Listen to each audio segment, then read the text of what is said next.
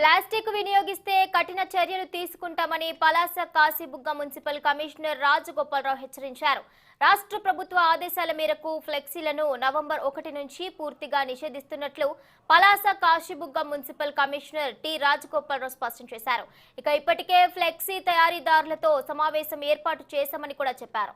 ఇప్పటికే వినియోగిస్తున్న ఫ్లెక్సీలో plastic layer ఉంటుందని, ప్రత్యామ్నాయంగా వస్త్రంతో తయారయ్యే ముడి సరుకు వినియోగించాలని రాజగోపాలరావు సూచించారు. అయితే యంత్ర పరికరాలు ఆ విధానానికి సరిపోవని కొంతమంది ఫ్లెక్సీ తయారీదారులు తన దృష్టికి తీసుకువచ్చారని, వారికి బ్యాంకుల ద్వారా కొత్త యంత్రాల కొనుగోలుకు రుణ సదుపాయం కల్పిస్తామని ఆయన హామీ ఇచ్చారు.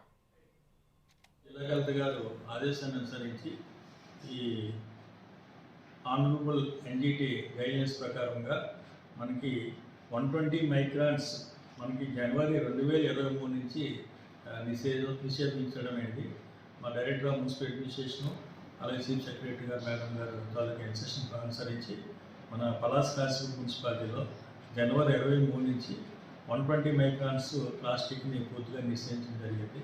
ఇప్పుడు వరకు 75 మైక్రాన్స్ వరకు నిషేధం ఉన్నది. అలాగే సింగిల్ యూజ్ ప్లాస్టిక్ కూడా నిషేధం ఉన్నది. జూలై 1 నుంచి సింగిల్ యూజ్ ప్లాస్టిక్ కూడా నిషేధించబడింది. రేపు జనవరి 2023 నుంచి జనవరి 1 నుంచి ఈ ఎన్జిటి గైడ్లైన్స్ ప్రకారంగా బిలో 120 మైక్రాన్స్ నిషేధించబడింది. దీని భాగంగానే ఎక్కడ ప్లాస్టిక్ దారులు అమ్మినా, కొనుగోలు చేసినా, తయారు చేసినా వాటి మీద కఠినమైన చర్యలు ఉంటాయి.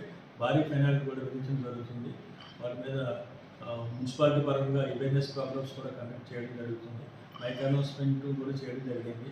ప్రతి షాపులు కూడా ఈవినింగ్ టైం, మార్నింగ్ టైంలో కూడా మా శానిటేషన్ సెక్రటరీస్ ఈ ప్లాస్టిక్ అమ్మేసి ఒక ఐటమ్ చేయడం జరుగుతుంది.